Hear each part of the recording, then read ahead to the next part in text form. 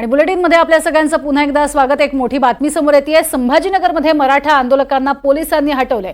आदित्य ठाकरेंना भेटण्यास आलेले मराठा आंदोलक आणि मराठा आरक्षणाबाबत ते जाब विचारणार होते।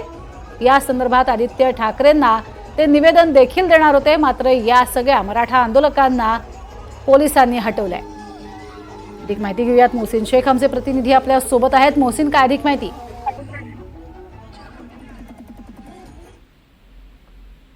दौऱ्यावर आहेत आणि त्यांची रॅली निघाली होती, मात्र याच वेळी